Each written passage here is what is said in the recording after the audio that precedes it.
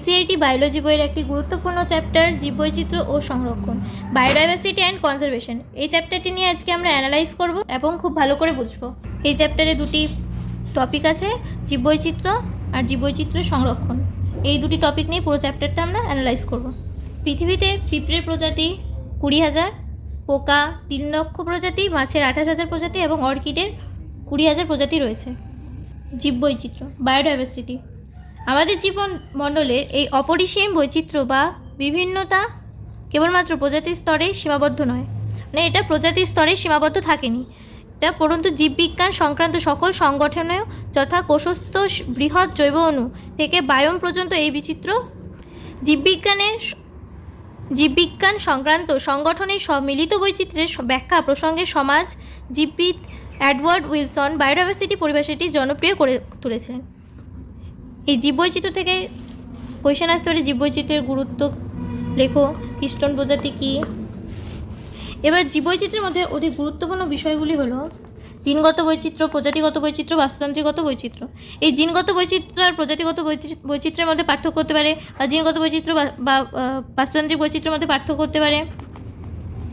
জিনগত বৈচিত্র্য বলতে একটি একক প্রজাতির জিনগত স্তরে তার বণ্টন বা বিন্যাসের পরিসরে অধিক বৈচিত্র্য দেখাতে পারে। মানে একটা একক প্রজাতির জিনগত স্তর আছে, তার মধ্যে বণ্টন মানে ভেঙে যাওয়া, এর পরিসরে অধিক বৈচিত্র্য মানে অনেকগুলি বৈচিত্র্য দেখা দিতে পারে। হিমালয় পর্বতমালার বিভিন্ন অঞ্চলে জন্মানো ঔষধি গাছ রাউলফিয়া ভমিটোরিয়া, এটা হচ্ছে সর্পগন্ধা গাছ, এর কার্যকারিতা এবং এতে উপস্থিত সক্রিয় রাসায়নিক যৌগের ঘনত্বের ভিত্তিতে জিনগত বৈচিত্র্য দেখতে পাওয়া যায়। এর যে রাসায়নিক যৌগটা আছে ওটা হচ্ছে রেসারপিন, এর যে ঘনত্বটা আছে এর ভিত্তিতে জিনগত বৈচিত্র্য, এদের জিনগত বৈচিত্র্যটা পরিলক্ষিত হয় রাউফিয়া ভমিটোরিয়া ঔষধি গাছের মধ্যে। ভারতবর্ষের প্রায় 50,000-এর বেশি জিনগতভাবে পৃথক ধানের স্ট্রেইন বা ভ্যারাইটি এবং 1,000 আম গাছের ভ্যারাইটি রয়েছে। আমাদের ভারতবর্ষে 50,000-এরও বেশি, এই 50,000-এরও বেশি জিনগতভাবে মানে জিনগতভাবে হচ্ছে জিনের দিক দিয়ে পৃথক ধানের স্ট্রেইন, যেমন হচ্ছে গোল্ডেন রাইস, তারপর হচ্ছে আরও অন্যান্য ধরনের বাসমতি, এরকম 50,000-এরও বেশি জিনগতভাবে পৃথক ধানের স্ট্রেন বা ভ্যারাইটি আছে, এবং 1,000 আম গাছের ভ্যারাইটি আছে, যেমন ল্যাংড়া, তারপর আরও অনেক ধরনের আম। প্রজাতিগত বৈচিত্র্য, স্পিসিস ডাইভার্সিটি। প্রজাতিগত বৈচিত্র্য বলতে ভিন্ন ভিন্ন প্রজাতি বলতে আলাদা আলাদা প্রজাতির জীবদের মধ্যে বৈচিত্র্যকে বোঝায়। উদাহরণস্বরূপ আমরা বলতে পারি পূর্বঘাটের তুলনায় পশ্চিমঘাটের উভচর প্রাণীদের প্রজাতির বৈচিত্র্য তুলনামূলকভাবে অনেক বেশি, মানে পূর্বঘাটের তুলনায় পশ্চিমঘাটের উভচর প্রাণীদের প্রজাতি হচ্ছে বেশি। বাস্তুতান্ত্রিক প্রজাতি, ইকোলজিক্যাল ডাইভার্সিটি। নরওয়ের মতো স্ক্যান্ডিনেভিয়ান দেশের তুলনায় ভারতবর্ষের বিভিন্ন বাস্তুতান্ত্রিক স্তরে, যেমন মরুভূমি, বৃষ্টি অরণ্য, লবণাম্ব উদ্ভিদের অরণ্য, প্রবাল প্রাচীর, জলাভূমি, মোহনা, অতি উচ্চ স্থানের তৃণভূমি প্রভৃতিতে অধিকতর বাস্তুতান্ত্রিক বৈচিত্র্য দেখা যায়।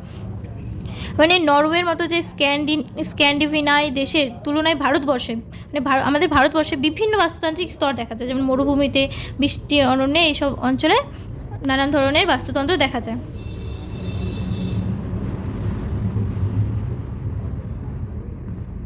এবার বলছে লক্ষ লক্ষ বছর ধরে বিবর্তনের ফলে প্রকৃতিতে এই সমৃদ্ধ জীববৈচিত্র্যের সৃষ্টি হয়েছে। মানে পৃথিবী শুরু হওয়ার পর থেকে যে বিবর্তনগুলো চলে আসছে, এই বিবর্তনের ফলেই যে জীববৈচিত্র্যটা তৈরি হচ্ছে, ওই মানে এই ধরনের প্রজাতিগত বৈচিত্র্য, বাস্তুতান্ত্রিকগত বৈচিত্র্যগুলি দেখা যাচ্ছে। কিন্তু বর্তমানে যে হারে প্রজাতির বিপন্ন বা বিলুপ্তি হচ্ছে, তাতে আগামী 2 শতাব্দীর কম সময়ের মধ্যে এই বিশাল সম্পদ আমরা হারিয়ে ফেলতে পারি। মানে আমাদের যে আমরা যেসব কাজগুলো করে বেড়াচ্ছি, যেমন গাড়ি থেকে নির্গত ধোঁয়া, তারপর নগরায়ন, আরও বিভিন্ন ধরনের কলকারখানা থেকে বেরোনো ধোঁয়া, এর ফলে কী হচ্ছে, পৃথিবীর উষ্ণতা বেড়ে যাচ্ছে। এর ফলে বহু প্রাণী ক্ষতিগ্রস্ত হচ্ছে, যেমন জলদূষণের ফলে মাছগুলো নষ্ট হয়ে যাচ্ছে, অনেক মাছ মরে যাচ্ছে, যেমন ডোডো পাখি পৃথিবী থেকে আজ হারিয়েই গেছে।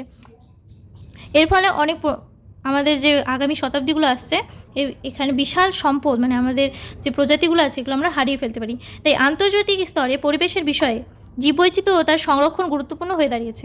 মানে যে জীববৈচিত্র্যগুলো আছে যেন হারিয়ে না যায়, বা জীববৈচিত্র্য হারানোর পরে আমাদের জীববৈচিত্র্য বলতে প্রাণীগুলো যদি হারিয়ে যায় তাহলে আমাদের জীববৈচিত্র্যের উপর একটা বড় প্রভাব পড়বে। তাই আমরা এটাকে কী করতে পারি, সংরক্ষণ। তাই এই সরকার, আমাদের ভারতীয় সরকার হোক বা অন্যান্য সরকার হোক, এর প্রতি গুরুত্বপূর্ণ হয়ে দাঁড়িয়েছে।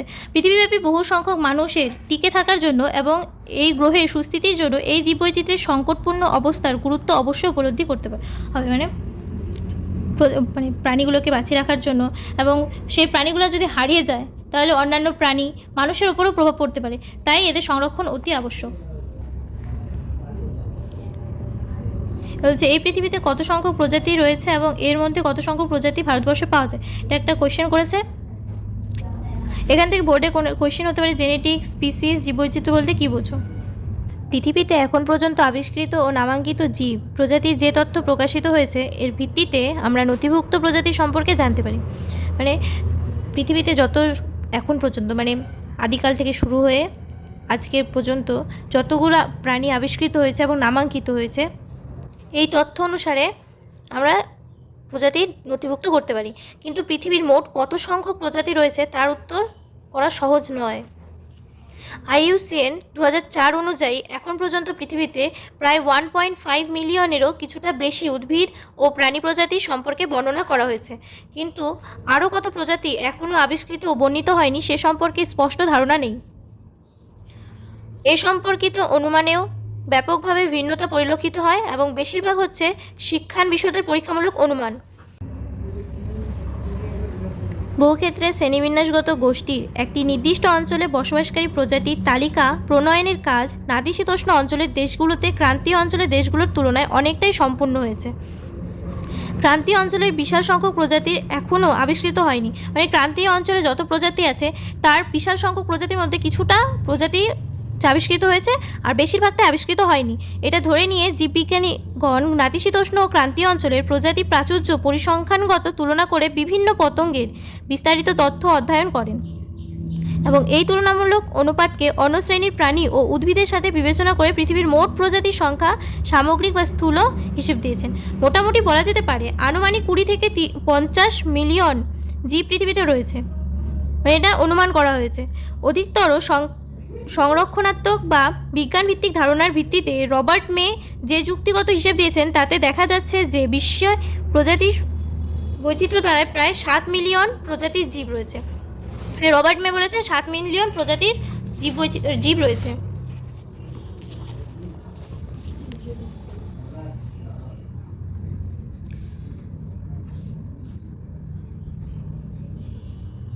আমরা যদি অধুনা লক্ষ্য ও আবিষ্কৃত প্রজাতির ভিত্তিতে পৃথিবীর জীববৈচিত্র্যের দিকে লক্ষ্য করি তাহলে আমরা দেখতে পাবো যে সকল নথিভুক্ত প্রজাতি, মানে যত নথিভুক্ত প্রজাতি আছে তাদের মধ্যে 70% হলো প্রাণী, যেখানে উদ্ভিদ প্রজাতির মধ্যে রয়েছে শৈবাল, ছত্রাক, বায়োফাইটা, ব্যক্তিবীজী, গুপ্তবীজী সহ অনেক ধরনের উদ্ভিদ। মোট প্রজাতি 22% এর অধিক নয়, মানে উদ্ভিদ প্রজাতি 22%-এর বেশি না। প্রাণীদের মধ্যে পতঙ্গ গোষ্ঠীর সর্বোচ্চ সংখ্যক প্রজাতি সমন্বিত শ্রেণীবিন্যাসগত গোষ্ঠী, মানে প্রাণীদের মধ্যে যে পতঙ্গ গোষ্ঠী আছে এটা সর্বোচ্চ সংখ্যক প্রজাতি, যা মোট প্রাণী প্রজাতি 70%-এরও বেশি। যদি ধরো প্রাণী প্রজাতি 100% হয় তার মধ্যে 70%ই হচ্ছে পতঙ্গ। এর বলছে এর অর্থ হলো পৃথিবীতে প্রতি 10টি প্রাণী প্রজাতির মধ্যে 7টি হলো পতঙ্গ। এখানে পাইচিত্র দেওয়া আছে, এই পাইচিত্রের মধ্যে দেখো এখানে হচ্ছে পতঙ্গ হচ্ছে সবচেয়ে বেশি, তারপর হচ্ছে কম্বোজ প্রাণী, তারপর ক্রাস্টেসিয়ান শ্রেণীভুক্ত অর্থোপোডা, আর অন্যান্য গোষ্ঠীভুক্ত হচ্ছে কম্বোজ থেকে একটু বেশি। তারপর মেরুদণ্ডী প্রাণী, এটা হচ্ছে অমেরুদণ্ডী গেল। মেরুদণ্ডী প্রাণীর মধ্যে মাছ হচ্ছে সর্বোচ্চ সংখ্যক, মানে 100 যদি হয় মেরুদণ্ডী প্রাণী তার মধ্যে 50%ই হচ্ছে মাছ। তারপরে পাখি, তারপর সরীসৃপ, তারপর স্তন্যপায়ী, তারপর ভূচর। এরপর উদ্ভিদ গোষ্ঠীর মধ্যে ছত্রাক আর গুপ্তবীজী প্রায় সমান সমান। তারপরে রয়ে গেছে মস, ফার্ন ও সমগোত্রীয় উদ্ভিদ। এই পাইচিত্র নিটে আসতে পারে, এই বেসিসে নিটে আসে কোশ্চেন, এবং এই বেসিসে উচ্চ মাধ্যমিকের বোর্ডেও আসে।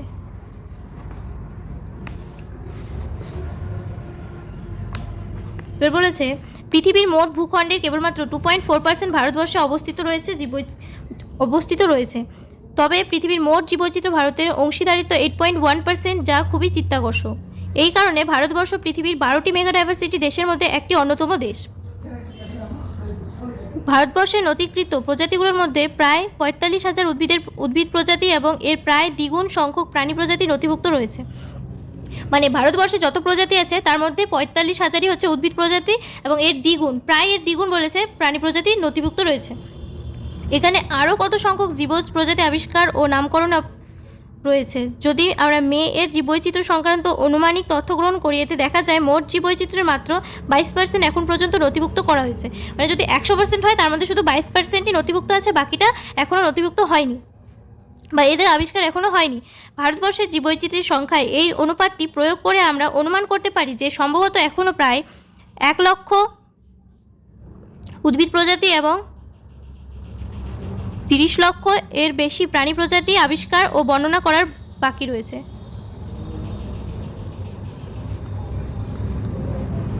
তো 1 লক্ষ না, ওটা 10 লক্ষ উদ্ভিদ প্রজাতি।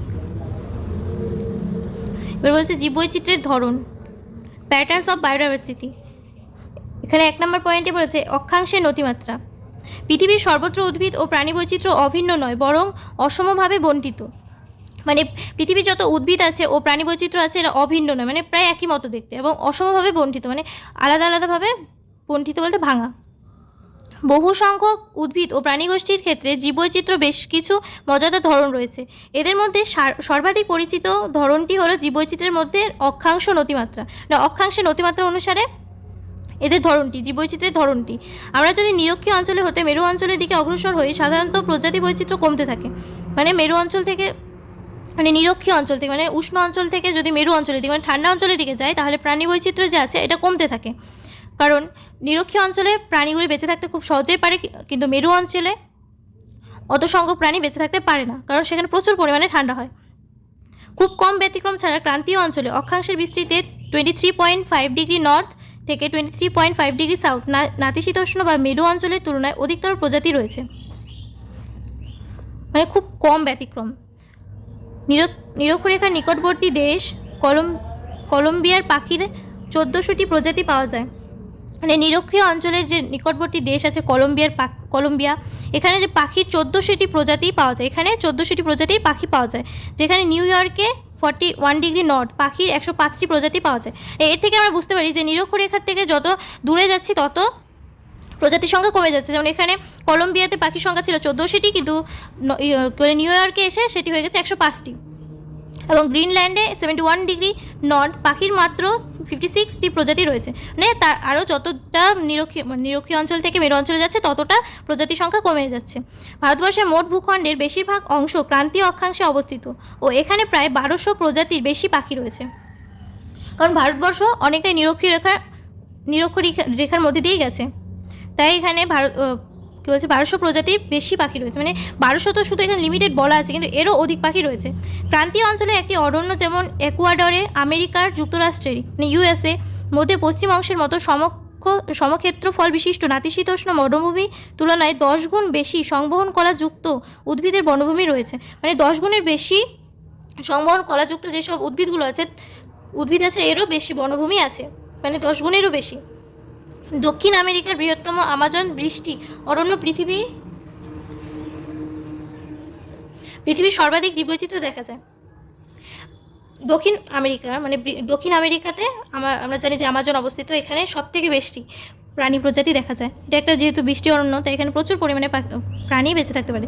যেখানে 40,000-এরও বেশি প্রজাতির উদ্ভিদ পাওয়া যায়, 3,000 প্রজাতির মাছ পাওয়া যায়, 1300 প্রজাতির পাখি, 427 প্রজাতির স্তন্যপায়ী, 427 প্রজাতির উভচর, 378 প্রজাতির সরীসৃপ এবং 1,25,000 এর বেশি অমেরুদণ্ডী প্রাণী প্রজাতি বাস করে। বিজ্ঞানীরা হিসাব করে দেখিয়েছেন যে এই বৃষ্টি অরণ্যে কমপক্ষে আরও 2 মিলিয়ন পতঙ্গ প্রজাতি আবিষ্কার ও নামকরণের অপেক্ষায় থাকতে পারে। এই ক্রান্তীয় অঞ্চলের যে জীববৈচিত্র্য অধিকতর বেশি, এটা হচ্ছে কী বিশেষত্বের জন্য সেটা এখানে লেখা আছে।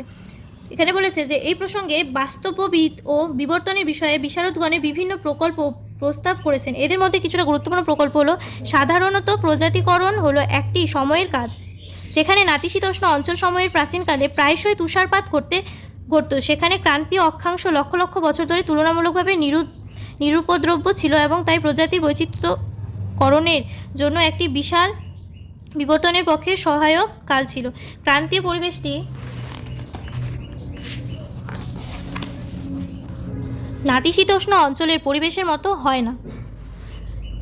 ক্রান্তীয় পরিবেশ কম ঋতুভিত্তিক, অনেক স্থিতিশীল ও অনুমান সাপেক্ষ হয়। এই ক্রান্তীয় পরিবেশ যে আছে ওটা কম ঋতুভিত্তিক হয়, মানে সেখানে ঋতুর পরিমাণটা খুব কম। কারণ ভারতবর্ষে 6টি ঋতু, সেখানে খুব কম ঋতু, হয়তো 6-এর থেকেও কম। অনেক স্থিতিশীল ও অনুমান সাপেক্ষ হয়।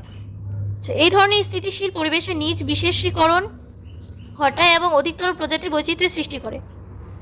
এবং ক্রান্তীয় অঞ্চলের অধিকতর সূর্যালোক উপলব্ধ হয় বলে এখানে উৎপাদনশীলতা অধিকতর, যা পরোক্ষভাবে অধিক জীববৈচিত্র্য ঘটাতে সাহায্য করে। যেহেতু এখানে উষ্ণতা বেশি, তাই প্রচুর পরিমাণে ঘাস, উদ্ভিদ, অন্যান্য আরও অনেক ধরনের উদ্ভিদ জন্মাতে পারে। তো এই উদ্ভিদ খাওয়ার জন্য অনেক ধরনের প্রজাতিও এখানে থাকতে পারে এখানে, তাই ক্রান্তীয় অঞ্চলটা জীববৈচিত্র্য ঘটাতে বেশি সাহায্য করে। প্রজাতি অঞ্চল সম্পর্ক, স্পিসিস এরিয়া রিলেশনশিপ।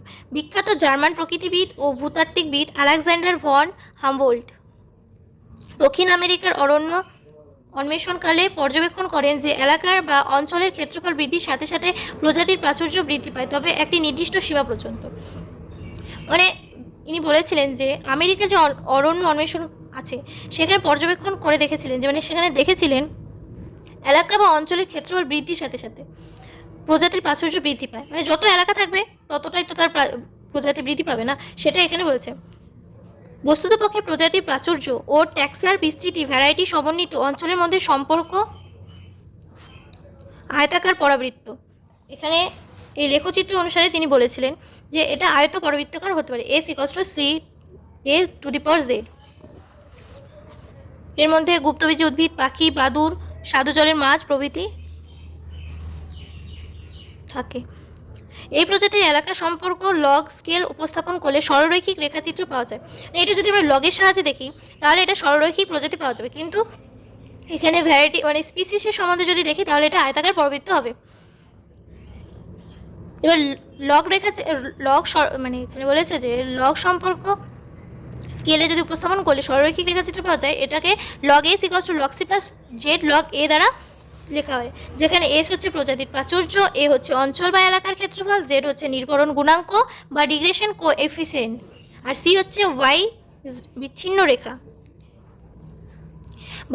বাস্তববিদগণ আবিষ্কার করেছিলেন যে ট্যাক্সোনমিক গোষ্ঠী বা অঞ্চলটি যে রূপে হোক না কেন, ব্রিটেনের কোনো উদ্ভিদ, ক্যালিফোর্নিয়ার কোনো পাখি, নিউ ইয়র্কের কম্বোজ বা মোলাস্কা প্রাণী, যাদের ক্ষেত্রে লগ স্কেল নির্ভরণ রেখার নতি Z এর মান 0.1 থেকে 0.2 এর মধ্যে থাকে।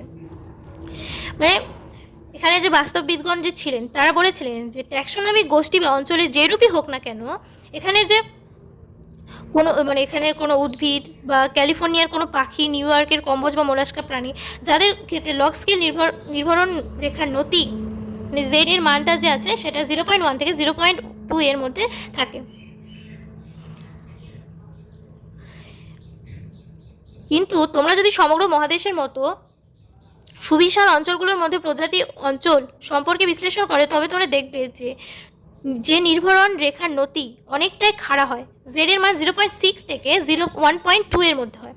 যেমন উদাহরণস্বরূপ তুমি বলতে পারো যে ভিন্ন ভিন্ন মহাদেশের ক্রান্তীয় অরণ্যের কোনো ফলভোজী পাখি ও স্তন্যপায়ী প্রাণীর ক্ষেত্রে রেখাচিত্রের রিগ্রেশন ঢালটির মান 1.15 হতে দেখা যায়। এখানে তারপর বলেছে বাস্তুতন্ত্রের প্রজাতির বৈচিত্র্যের গুরুত্ব। এখানে এভাবে কোশ্চেন আসতে পারে যে বাস্তুতন্ত্রের জীববৈচিত্র্য বলতে কী বোঝো, বা গুরুত্ব দিয়েও বলতে পারে। এখানে হিজিবিজি অনেক কিছুই বলেছে, দেখে নাও। এগুলো তোমাদের জানার জন্য প্রয়োজন। এখানে ডেভিড টিলম্যান এর দীর্ঘস্থায়ী পরিবেশের বাস্তুতন্ত্রের পরীক্ষা হতে আমরা এর কিছু সম্ভাব্য উত্তর পেয়েছি বলতে এখানে কিছু কোশ্চেন করা আছে, এই কোশ্চেনের অ্যান্সারগুলো এখানে বলেছে। টিলম্যান লক্ষ্য করেন কোনো ক্ষুদ্র ভূখণ্ডে অধিক সংখ্যক প্রজাতি থাকলে বছর থেকে বছরে প্রজাতিগুলোর মোট জীবভরের খুবই সামান্য পরিবর্তন ঘটে। মানে বিজ্ঞানী টিলম্যান বলেছিলেন যে ক্ষুদ্র ভূখণ্ডের অধিক সংখ্যক প্রজাতি থাকলে, মানে অনেক বেশি প্রজাতির থাকলে বছর থেকে বছর প্রজাতিগুলোর মোট জীবভরে যে খুব সামান্য পরিবর্তন ঘটে, মানে সেখানে যে জায়গায় নেই না। তাহলে ধরো তোমরা স্কুল বেঞ্চে 5 জন বসে আছো, একটা বেঞ্চে তোমরা 5 জন বসে আছো, ওখানে এসে আরেকজন বলছে আমি বসবো, তো সেখানে কি জায়গা হবে না? না, সেরকমই এখানে এটাই বলছে যে যদি জায়গাটা খুব অল্প হয় এবং আগে থেকেই অনেক সংখ্যক প্রজাতির জীব আছে, তাহলে সেখানে কি খুব প্রজাতির বৃদ্ধি পাবে? পাবে না। তিনি তার পরীক্ষায় আরও দেখান যে সমৃদ্ধ জীববৈচিত্র্য উৎপাদনশীলতা বৃদ্ধি পায়। এখানে যে সমৃদ্ধ জীববৈচিত্র্য আছে, এদের উৎপাদনশীলতাটা বৃদ্ধি পাবে।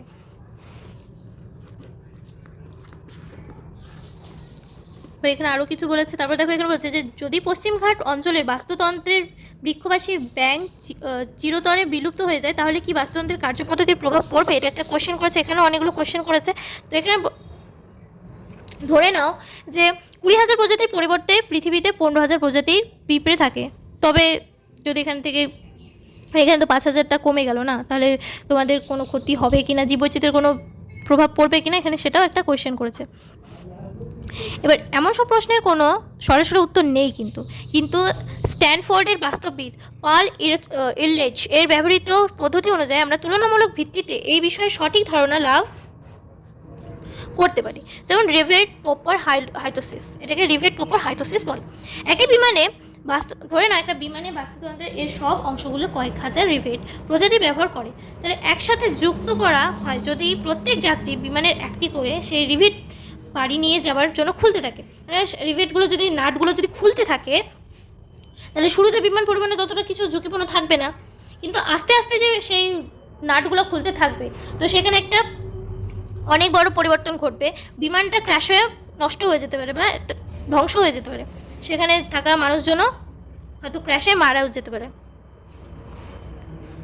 তো এখানে ওটাই বলেছে যে মুখ্য প্রজাতি ও যা বাস্তুতন্ত্রের কার্যকারিতার প্রধান ভূমিকা গ্রহণ করেছে।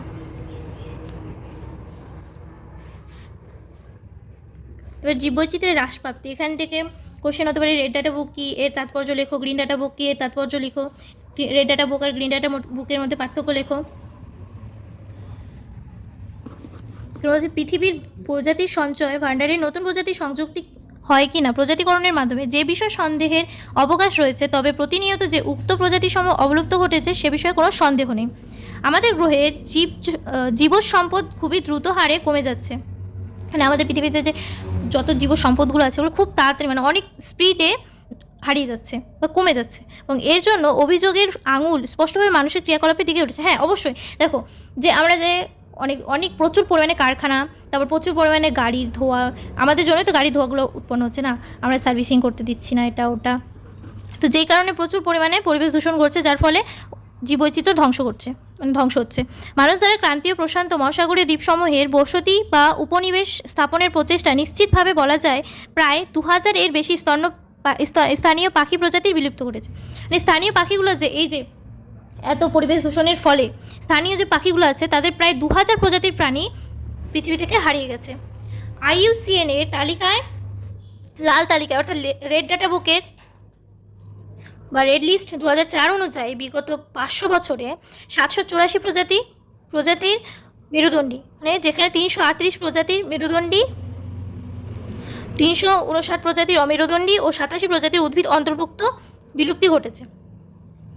784 প্রজাতির বিলুপ্তি ঘটে গেছে, যার মধ্যে পড়েছে 338 প্রজাতির মেরুদণ্ডী, 359 প্রজাতির অমেরুদণ্ডী, 87 প্রজাতির উদ্ভিদ এর মধ্যে পড়ে। সাম্প্রতিককালে অবলুপ্ত কিছু সংখ্যক প্রজাতির উদাহরণ হলো ডোডো, যেটা ডোডো হচ্ছে মরিশাসের পাখি ছিল, যেটা হচ্ছে সামুদ্রিক অঞ্চলে পাওয়া যেত। কোয়াগো আফ্রিকা, থাইলাসিন বা tiger wolf Australia, steller's sea cow Russia, এবং বাঘের 3টি উপজাতি বার্লি, জাভান, ক্যাসপিয়ান কেবলমাত্র বিগত 20 বছরে 27টি প্রজাতির বিলুপ্তি ঘটেছে। নিখুঁতভাবে বিশ্লেষণ করলে এটা বলা যায় বিভিন্ন ট্যাক্সায় যথেচ্ছভাবে প্রজাতির বিলুপ্তি ঘটেনি। উভচরের মতো কিছু প্রাণীগোষ্ঠীর বিলুপ্তি একেবারে দোরগোড়ায় দাঁড়িয়েছে। মানে কিছু প্রাণীগোষ্ঠী আছে যাদের বিলুপ্তি হওয়ার পথেই দাঁড়িয়ে গেছে, মানে প্রায় শেষের পথে। বিশ্বব্যাপী জীববৈচিত্র্যের বিলুপ্তির এই ভয়ানক পরিস্থিতিতে প্রকৃত ঘটনা হলো এই যে প্রতি বছর 15,000-এর বেশি প্রজাতির বিলুপ্তির ঝুঁকির সম্মুখীন হয়েছে। মানে আমরা যে সব কাজ করে বেড়াচ্ছি আমাদের জন্য, যে পৃথিবীর মানে পৃথিবীর উষ্ণতা বাড়ছে, পৃথিবী যে দূষিত হচ্ছে এই যে আমাদের এই ক্রিয়াকলাপের জন্য, তার জন্য 15,000-এরও বেশি প্রজাতির বিলুপ্তির ঝুঁকির সম্মুখীন হয়েছে, মানে প্রায় বিলুপ্তির কাছাকাছি চলে আসছে প্রায় প্রতি বছর। তাহলে এই হারে যদি প্রাণী প্রজাতি নষ্ট হতে থাকে তাহলে পৃথিবীর ওপর প্রচণ্ড হারে প্রভাব পড়বে।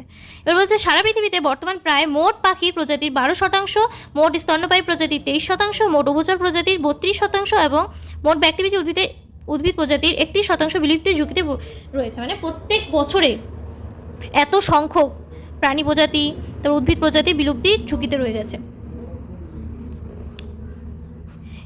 এবার বলছে যে আবিষ্কৃত বা প্রাপ্ত জীবাশ্ম গঠিত তথ্যের ভিত্তিতে পৃথিবীতে জীবনের আবির্ভাবের ইতিহাস অধ্যয়ন করে আমরা জানতে পেরেছি যে বিশাল পরিমাণে প্রজাতি বিলুপ্তি এখনকার মতো আগের, এমনকি মানুষের আবির্ভাবের পূর্বেও ঘটেছিল।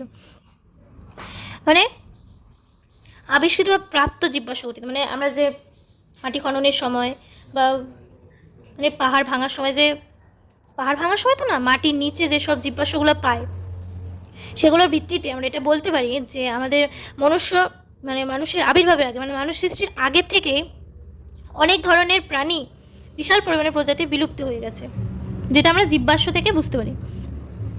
পৃথিবীতে জীবনের উৎপত্তি ও বৈচিত্র্য সৃষ্টির দীর্ঘ সময় ধরে গ্রেটার দেন 3 বিলিয়ন বছর ধরে 5টি পর্বে বহুল সংখ্যক প্রজাতির বিলুপ্তি ঘটেছে।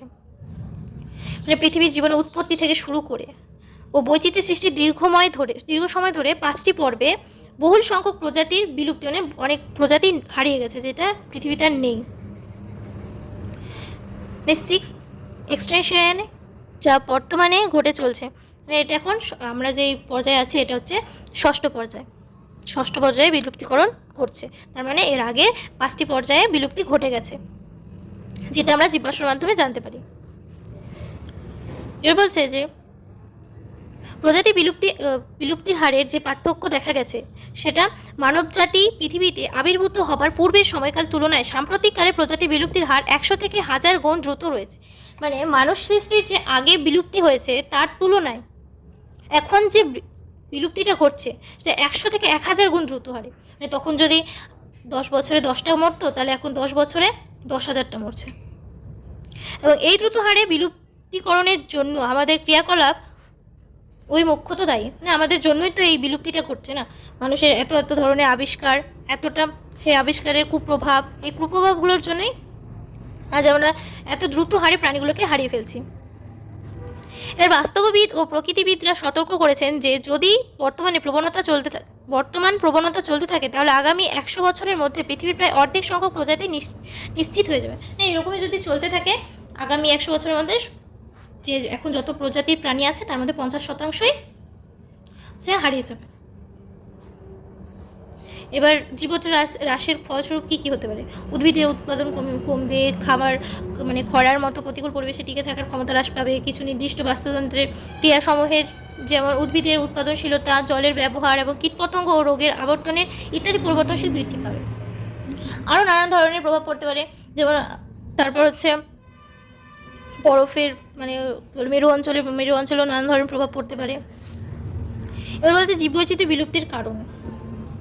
এখান থেকে বোর্ডে একটা কোশ্চেন হতে পারে যে জীববৈচিত্র্য অবলুপ্তির কারণগুলি লেখো। এটা বোর্ডের জন্য ইম্পর্টেন্ট কোশ্চেন। বর্তমান সময়ে বিশ্বব্যাপী দ্রুত হারে প্রজাতির বিলুপ্তির জন্য মূলত মানুষের ক্রিয়াকলাপই দায়ী। হ্যাঁ, এটা অবশ্যই জীববৈচিত্র্যের যে বিলুপ্তি ঘটছে এটার জন্য মানুষই সব থেকে বেশি দায়ী। কারণ আমরা প্রতিনিয়ত নানান ধরনের, যেমন কলকারখানা প্রচুর পরিমাণে তৈরি করে যাচ্ছে, যার ফলে যে দূষিত জল বেরোচ্ছে তার জন্য হচ্ছে নদী, নালা, সমুদ্র সব দূষিত হচ্ছে, বায়ু দূষণ হচ্ছে। এর প্রধান 4টি কারণ রয়েছে, এগুলো বর্ণনা করার জন্য দুষ্ট চতুষ্টয় দ্য ইভিল কোয়ার্টাল এর উপনাম ব্যবহার করা হয়। যেমন বাসস্থান হ্রাস ও খণ্ডীভবন, মাত্রাতিরিক্ত ব্যবহার বা শোষণ, তারপর বহিরাগত প্রজাতির অনুপ্রবেশ, সহ অবলুপ্তি, এসব কারণে জীববৈচিত্র্য বিলুপ্তি ঘটে। বাসস্থান হ্রাস বলতে আমরা মানুষের আমাদের নিজস্ব স্বার্থে প্রচুর পরিমাণে গাছ কাটছি, তার পরিবর্তে কোনো গাছ লাগাচ্ছি না, যেই কারণে বনভূমি ধ্বংস হচ্ছে এবং বনভূমি ধ্বংসের ফলে প্রাণীগুলোর মৃত্যু ঘটছে। আর গাছ কাটার ফলে পৃথিবীর যে উষ্ণতা আছে ওটা বৃদ্ধি পাচ্ছে। তার মাত্রাতিরিক্ত ব্যবহার বা শোষণ, মনুষ্য চাহিদার মনুষ্য চাহিদা খাট, ফার্নিচার এর জন্য গাছ কাটছে, এর ফলে পরিবেশের উপরে নির্ভর হচ্ছে মানুষ। মাত্রাতিরিক্ত ব্যবহার বা শোষণ, এখানে দেখো মানুষ মানুষ সর্বদাই যে প্রকৃতির ওপর নির্ভরশীল এবং খাদ্যের জন্য নির্ভরশীল। খাদ্য, আশ্রয় আরও নানান কারণে প্রকৃতির ওপরেই মানুষ নির্ভরশীল। কিন্তু এই নির্ভরশীল বা প্রয়োজনীয়তাটা যখন লালসায় পরিণত হয়, মানে লোভে পরিণত হয়, তখন মানুষ এই প্রকৃতির উপর নানান ধরনের অত্যাচার করে। এই অত্যাচারের ফলে বিগত যে 500 বছর আছে, এই 500 বছরে বিভিন্ন প্রজাতির উদ্ভিদ প্রাণীর বিলুপ্তি ঘটে গেছে। যেমন ধরো যাত্রী পায়রা, স্ট্রেলিসি কাউ প্রভৃতি। আর এই যে সাম্প্রতিককাল থেকে যে পৃথিবী জুড়ে অনেক সামুদ্রিক, এই সাম্প্রতিককাল 500 বছরেই এত মাছের, মানে পৃথিবী থেকে এত মাছ হারিয়ে গেছে এই মানুষের শুধুমাত্র কিছু লালসার জন্য। এখানে বলছে যে বহিরাগত প্রজাতির অনুপ্রবেশ। মানে কি বহিরাগত বলতে বাইরের, মানে বাইরের যে প্রজাতিগুলো আছে ওগুলো হচ্ছে বাইরের প্রজাতিগুলো আমাদের ভারতবর্ষে আনা, এটাকে বলে বহিরাগত, মানে বাইরের প্রজাতি, যেটা আমাদের নিজস্ব প্রজাতি নয়। বহিরাগত প্রজাতি আসার ফলে দেখো কি হয়েছে ভারতবর্ষে। বহিরাগত প্রজাতিগুলো আসার ফলে যে আমাদের নিজস্ব যেই প্রজাতিগুলো আছে তাদের প্রচুর পরিমাণে ক্ষতি হয়েছে। যেমন পূর্ব আফ্রিকার যে ভিক্টোরিয়া হ্রদের নীল নদের যে আর মাছ ছিল, মানে আর মাছ ছেড়ে দেওয়ার ফলে ওই হ্রদে 200 এরও প্রজাতি তেলাপিয়া মাছ যে স্বতন্ত্র বাস্তুতন্ত্রের সমাবেশে গড়ে তুলেছিল তা বিলুপ্ত হয়েছে। মানে ওই আর মাছ ছাড়ার ফলে তেলাপিয়া মাছগুলো মানে বিলুপ্ত হয়ে গেছিলো। এবার যে আছে গাজর ঘাস, ল্যান্টেনা এবং জলজ কচুরিপানা, এই সব উদ্ভিদগুলো আছে, এইগুলোও প্রচুর পরিমাণে ক্ষতি করেছিল ভারতবর্ষের। ল্যান্টেনা হচ্ছে এক ধরনের ফুল, যেটা দেখবে রাস্তার পাশে থাকে, নানান কালারের হয়, ছোট ছোট হয়, এটা হচ্ছে ল্যান্টেনা ফুল। আর জলজ কচুরিপানাগুলো যেটা হচ্ছে যার ফলে পুকুরে প্রচুর পরিমাণে রোদ উৎপন্ন হয়, যার ফলে পুকুরে থাকা মাছগুলোর প্রচুর পরিমাণে ক্ষতি হয়। কারণ পুকুরে যে জলটা আছে, ওর ডিজলভ ওয়াটার যে আছে ওটার পরিমাণটা, মানে বিওডি, কমে যায়। এবার যে সহ অবলুপ্তি, মানে যখন একটা প্রজাতির বিলুপ্তি ঘটে, কোনো প্রজাতি আছে ওর বিলুপ্তি ঘটে গেছে এরকম কোনো প্রজাতি, তখন তার সাথে সম্পর্কযুক্ত বিভিন্ন উদ্ভিদ ও প্রাণী প্রজাতিও পরোক্ষভাবে বিলুপ্তির সম্মুখীন হয়। মানে ধরো একটা খরগোশ মারা গেছে, তো ওর উপর নির্ভরশীল কে? কুকুর, শিয়াল। তো এবার যদি খরগোশের পরিমাণটা কমতে থাকে তাহলে শিয়ালগুলো বা কুকুরগুলো না খেয়ে মরতে থাকবে। তো ওর উপর নির্ভরশীল ছিল, খরগোশটার উপর নির্ভরশীল ছিল হচ্ছে কুকুর, শিয়ালগুলো, তাহলে তাদের বিলুপ্তি করতে শুরু করলো। এখানে এটাই বলেছে, যখন কোনো পোষক মাছের প্রজাতির বিলুপ্তি হয় তখন তার দেহস্থিত পরজীবী জীবদের স্বতন্ত্র সমাবেশেরও একটি পরিণতি ঘটে। বলছে এ বিষয়ে আরেকটি উদাহরণ হলো, একই সাথে বিবর্তিত উদ্ভিদ ও পরাগযোগের বাহক এই মিথজীবীর সমন্বয়ের ক্ষেত্রে যে কোনো একটি জীবের বিলুপ্তি ঘটলে অপর জীবেরও বিলুপ্তি ঘটে। আমি একটু আগে বুঝিয়ে দিলাম যে একটা খরগোশের উদাহরণ দিয়ে, একটা খরগোশের মারা যাওয়ার ফলে বা বিলুপ্ত হওয়ার ফলে সেই কুকুরগুলো, শিয়ালগুলোর উপর ক্ষতি পড়ছে। এখানে এটাই বোঝাতে চেয়েছে। বলছে জীববৈচিত্র্য সংরক্ষণ, বায়োডাইভার্সিটি কনজারভেশন। বলছে জীববৈচিত্র্য সংরক্ষণের কিছু সুস্পষ্ট ও কিছু ততটা সুস্পষ্ট নয় এমন বহু কারণ রয়েছে, কিন্তু উভয় প্রকার কারণ সমূহে সমান গুরুত্বপূর্ণ। এই কারণসমূহকে 3টি বিভাগে বিভক্ত করা যায়: সংকীর্ণভাবে উপযোগী, বিস্তৃতভাবে উপযোগী ও নৈতিক কারণ বা যুক্তিসমূহ। জীববৈচিত্র্য সংরক্ষণের ক্ষেত্রে সংকীর্ণভাবে উপযোগী মানে ন্যারোলি অ্যাট্রিট্রেইন যুক্তি বা কারণসমূহ খুবই সুস্পষ্ট। প্রকৃতি থেকে মানুষ প্রত্যক্ষভাবে অসংখ্য অর্থনৈতিকভাবে গুরুত্বপূর্ণ উপহার সমূহ, খাদ্য, দানাশস্য, ডাল, ফল, নির্মাণ সামগ্রী, জ্বালানি কাঠ, তন্তু, শিল্পী সামগ্রী, ট্যানিন, পিচ্ছিলকারক রঞ্জক, রজন, সুগন্ধি এবং ঔষধ গুণসম্পন্ন উপাদান আহরণ করে। মানুষ প্রকৃতি থেকে এই সব জিনিসগুলো আহরণ করে। মানুষ তো বিভিন্ন কারণেই হচ্ছে পরিবেশের ওপর নির্ভরশীল, বাসস্থান, তারপর হচ্ছে খাদ্য, তারপর অনেক কিছু প্রকৃতি থেকে তারা নিজেদের চাহিদা পূরণ করে। সাম্প্রতিককালে বিশ্বব্যাপী বাজার চলিত ঔষধের 25% বেশি ঔষধের উপাদান উদ্ভিদ থেকে সংগৃহীত হয় এবং পৃথিবী জুড়ে স্থানীয় মানুষ কর্তৃক পরম্পরাগতভাবে ব্যবহৃত ওষুধসমূহ তৈরিতে প্রায় 25,000 প্রজাতির উদ্ভিদের অবদান রয়েছে। এখানে বলেছে যে স্থানীয় মানুষ, যেমন বাসক পাতা, ধরো তোমার কাশি হয়েছে, তোমার মা কী করবে, একটা কফ সিরাপ এনে দেবে। কিন্তু এই কফ সিরাপটার থেকেও খুব ভালো হচ্ছে বাসক পাতার রস। এই বাসক পাতার রস খেলে গলার কাশিটা খুব দ্রুতই সেরে যায় এবং খুব উপকারী, শরীরে কোনো সাইড এফেক্টও করে না। তুলসী পাতা সহ মধু খাওয়া হয় কাশির জন্য, সর্দির জন্য খাওয়া হয়। তারপর কালো মেঘের পাতা, আরও নানান ধরনের পাতা আছে বা উদ্ভিদ আছে যেগুলো হচ্ছে আমাদের প্রচণ্ড হারে ভালো, মানে শরীরের পক্ষে ভালো। তো হচ্ছে ক্রান্তীয় বৃষ্টি অরণ্য আরও কত ঔষধি গুণ সম্পন্ন উদ্ভিদ আবিষ্কারের অপেক্ষায় রয়েছে, আমরা কেউ জানি না। এটা একটা মানে এমনি জাস্ট বলেছে যদি অধিক থেকে অধিকতর সম্পদের জীব অনুসন্ধান করা যায়, তবে অর্থনৈতিকভাবে গুরুত্বপূর্ণ পদার্থের উৎপাদনের জন্য আণবিক জিনগত প্রজাতিগত স্তরে অনুসন্ধান জীববৈচিত্র্যের দিক থেকে সমৃদ্ধ। এই সম্পদসমূহ থেকে প্রচুর সুবিধা লাভ করতে পারে। মানে এখনও যেগুলো সম্পদ আমরা আবিষ্কার করতে পারিনি, ওই সম্পদগুলো যদি আমরা আবিষ্কার করতে পারি তাহলে মানব সমাজে আরও বেশি উন্নতি ঘটতে থাকবে। বিস্তৃতভাবে উপযোগী যুক্তিসমূহ দ্বারা প্রাকৃতিক বাস্তুতন্ত্রের কার্যক্রমে জীববৈচিত্র্য গুরুত্বপূর্ণ ভূমিকা পালন করে। একদম মানে জীববৈচিত্র্য যদি না থাকতো তাহলে পৃথিবী এতটা যে মানে আমাদের নির্ভরশীলতাটা প্রচণ্ড হারে কমে যেত। জীববৈচিত্র্যের কারণে আমাদের পৃথিবীটা আজ খুব সুন্দর হয়ে চলছে। অতি দ্রুত হ্রাসপ্রাপ্ত আমাজন অরণ্য সালোক সংশ্লেষের মাধ্যমে পৃথিবীর বায়ুমণ্ডলের মোট অক্সিজেনের 20% যোগান দেয়। মানে আমাদের মানে আফ্রিকার যে আমাজন জঙ্গলটা আছে, এটা এত হারে বৃহৎ এবং এত গাছ, মানে প্রচুর পরিমাণে গাছ উদ্ভিদ প্রজাতি পাওয়া যায়। সেখান থেকে যে আমাদের পৃথিবীর যে অক্সিজেনের পরিমাণটা আছে যদি 100% হয়, তার মধ্যে 20%ই আমাজন জঙ্গল থেকে এই অক্সিজেনটা আমরা পাই।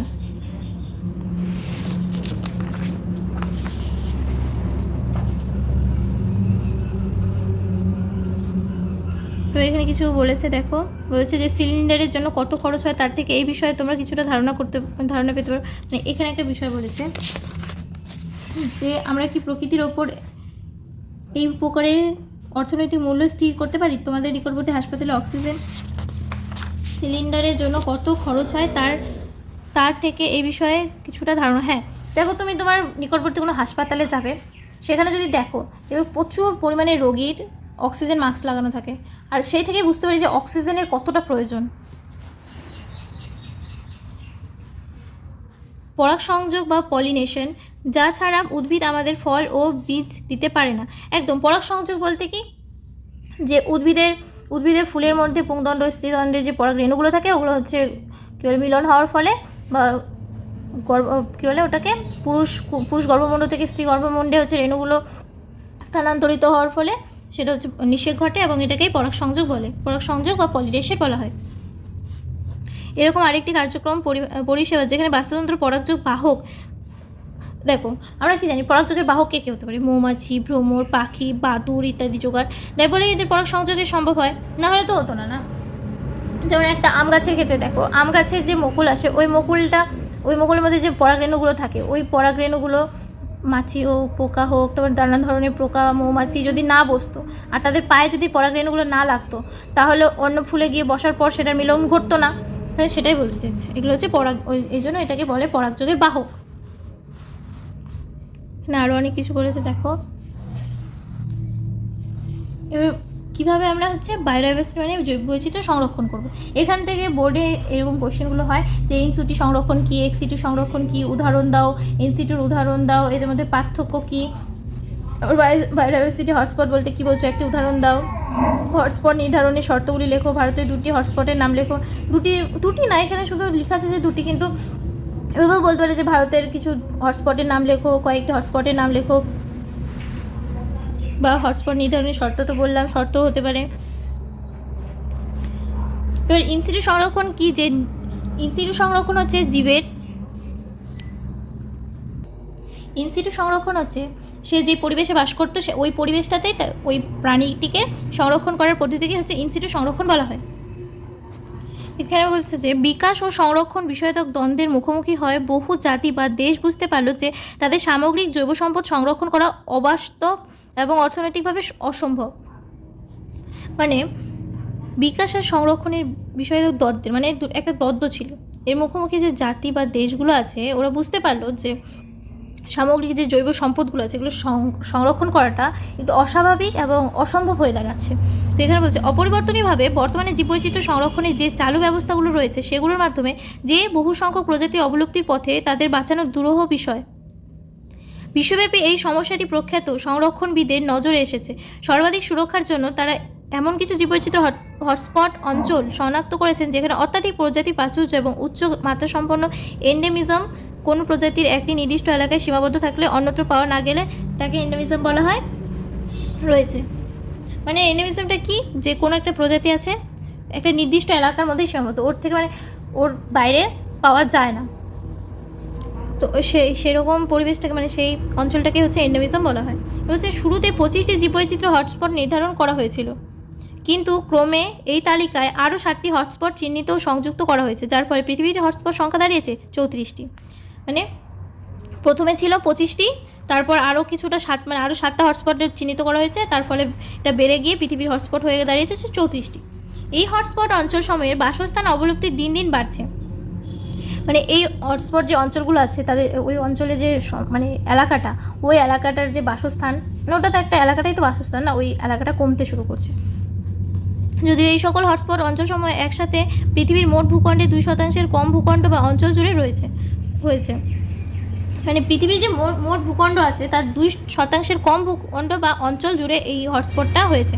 এই হটস্পট অঞ্চল সমূহের সম্মিলিত জীব প্রজাতির আশ্রয়স্থল, তাই উক্ত অঞ্চলসমূহের হটস্পট কঠোর সংরক্ষণ প্রায় 30% জীব প্রজাতির দলগত অবলুপ্তি কমানো যাবে।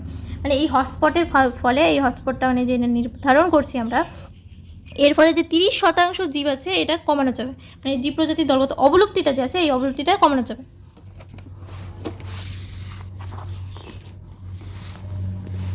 এবার এখান থেকে আরও কোয়েশ্চেন হতে পারে যে প্রায় সংরক্ষণ বলতে কী বোঝো। এবার যে ভারতবর্ষের বাস্তুতান্ত্রিক দিক থেকে স্বতন্ত্র বৈচিত্র্যের দিক থেকে সমৃদ্ধ অঞ্চলসমূহে আইনগতভাবে বায়োস্ফিয়ার রিজার্ভ, জাতীয় উদ্যান ও অভয়ারণ্য হিসেবে সুরক্ষিত আছে। মানে ভারতবর্ষের যে বাস্তুতন্ত্রগুলো আছে এগুলো হচ্ছে জীববৈচিত্র্যের দিক থেকে আর আইনগতভাবে হচ্ছে বায়োস্ফিয়ার রিজার্ভ, জাতীয় উদ্যান ও অভয়ারণ্য হিসেবে সুরক্ষিত আছে। বর্তমানে ভারতবর্ষে 14টি বায়োস্ফিয়ার রিজার্ভ, 90টি জাতীয় উদ্যান এবং 448টি বন্যপ্রাণী সংরক্ষণের অভয়ারণ্য রয়েছে। ভারতবর্ষের ধর্মীয় ও সাংস্কৃতিক ঐতিহ্যের ইতিহাস প্রকৃতি সুরক্ষার ওপর জোর দিতে দেখা যায়।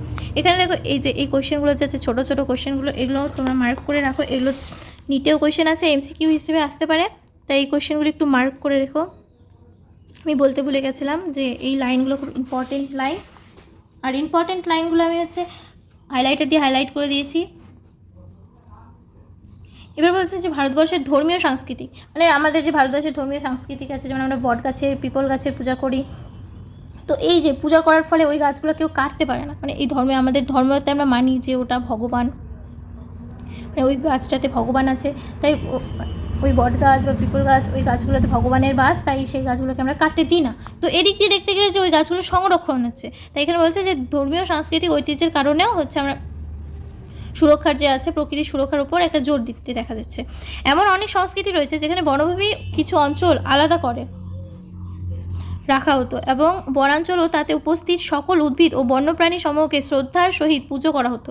একদম আমি এখনই বললাম যে যেমন বট গাছ, পিপল গাছ, কিছু কিছু ধরনের থেকে পাথরকেও আমরা কিন্তু পুজো করি, কারণ আমরা এটা মানি যে পাথরেও ভগবান থাকে। তাদের উপস্থিত সকল উদ্ভিদ ও বন্যপ্রাণী সমূহকে শ্রদ্ধার সহিত পুজো করা হতো এবং এইভাবে এদের পুরোপুরি সুরক্ষা প্রদান করা হয়েছে। একদম মেঘালয়ের খাসি ও জয়ন্তিয়া পাহাড়, রাজস্থানের আরাবল্লী পাহাড়, কর্ণাটক ও মহারাষ্ট্রের পশ্চিমঘাট অঞ্চল, মধ্যপ্রদেশের সরগুজা, ছন্দা, বস্তার অঞ্চলসমূহের এ ধরনের পবিত্র বনভূমি বা উপবন দেখা যায়। যে মেঘালয়ের পবিত্র বনসমূহের বিশাল সংখ্যক বিরল ও বিপন্ন উদ্ভিদ প্রজাতি রয়ে গেছে, মানে প্রজাতিগুলি রয়ে গেছে। এটা হচ্ছে আমাদের ধর্মীয় সংস্কৃতির দিক থেকে সুরক্ষা করার ফলে এই পবিত্র বনভূমিগুলো রয়ে গেছে বা অনেক প্রজাতির উদ্ভিদ বেঁচে আছে আজ পর্যন্ত। এক্সিটু সংরক্ষণ। এক্সিটু সংরক্ষণ কি, যে কোনো একটা জীব আছে ওই জীবটা যে পরিবেশে বাস করে সেরকমই একটা পরিবেশ অন্য জায়গায় তৈরি করে ওই জীবটিকে ওখানে রাখা, এটা হচ্ছে এক্সিটু সংরক্ষণ। কেন বলছে দেখো, এই পদ্ধতিতে বিপন্ন প্রাণী ও উদ্ভিদগুলোকে তাদের নিজস্ব প্রাকৃতিক বাসস্থান থেকে সরিয়ে কোনো একটি বিশেষ স্থানে রাখা হয় যেখানে তার সুরক্ষা ও বিশেষ যত্ন পেতে পারে। একদম মানে যে ওই প্রাণীটা আছে, ওই প্রাণীটা তো বিপন্ন প্রায় না, প্রায় বিপন্ন হয়ে গেছে, তাই ওই প্রাণীটাকে তো বাঁচাতে হবে। তো বাইরের কোনো একটা পরিবেশে, বাইরের ওর মতো একটা পরিবেশ তৈরি করে ওখানে যে রাখা হচ্ছে, তাকে খুব ভালো যত্ন নেওয়া হচ্ছে, যে কারণে সেটার প্রজাতিটা আস্তে আস্তে মানে ওটা বৃদ্ধি পাচ্ছে, বা ওটা সীমিত রাখা হচ্ছে। যে জুলজিক্যাল পার্ক উদ্ভিদ উদ্যানসমূহ বন্যপ্রাণী সাফারি পার্কগুলো এই উদ্দেশ্যে ব্যবহৃত হয়। মানে কি, জুলজিক্যাল পার্কগুলো যে আছে, উদ্ভিদ উদ্যানসমূহ আছে, বন্যপ্রাণী সাফারি পার্কগুলো আছে, এই উদ্দেশ্যে মানে এই পশু পাখিগুলো বাঁচানোর উদ্দেশ্যে এই উদ্যানগুলো তৈরি করা হয়েছে। বন্য পরিবেশে এমন অনেক প্রাণী প্রজাতি রয়েছে যারা অবলুপ্ত হয়ে যেতে পারে, কিন্তু জুলজিক্যাল পার্কে তাদের জীবনধারণ অক্ষুণ্ণ থাকে। মানে বন্য পরিবেশ বলতে জঙ্গলে, তারপর হচ্ছে আমাদের আশেপাশের গাছপালাতে, যে আমাদের আশেপাশে বলবো না, এটা বেশিরভাগটা তুমি মানে অরণ্য অঞ্চলে দেখতে পাবে যে সব প্রজাতিগুলো বিলুপ্ত হয়ে যাচ্ছে। ওই বিলুপ্ত প্রজাতিগুলো জুলজিক্যাল পার্ক বা উদ্ভিদ উদ্যান সময়ে বন্যপ্রাণী সাফারিতে তুমি এইসবকে দেখতে পাবে। এবার সাম্প্রতিককালে এক্সিটিউ সংরক্ষণ ব্যবস্থাকে এমনভাবে উন্নত করা হয়েছে যেখানে বিপন্ন প্রজাতিগুলি আবদ্ধ না রেখে খোলা প্রাকৃতিক পরিবেশে রাখা হচ্ছে। মানে আমরা চিড়িয়াখানায় কী দেখি, যে প্রত্যেকটা প্রজাতিকে একটা কী বলে ওটাকে কারাগারে বন্দি করে রাখা হয়, কিন্তু যে এইটা এক্সিটিউ যে সংরক্ষণটা সেটাকে এত হারে উন্নত করা হয়েছে যে এখন সেটাকে খোলাই রাখা হয়, আবদ্ধ স্থানে তাদের রাখা হয় না। এবার বর্তমান বিপন্ন প্রজাতি সময়ের জননকোষ বা গ্যামেটগুলো প্রায় সংরক্ষণ পদ্ধতি দ্বারা ক্ষমতা সম্পন্ন ও নিষিক্তকরণ ক্ষমতা সম্পন্ন অবস্থায় দীর্ঘদিন যাবৎ সংরক্ষণ করা যেতে পারে।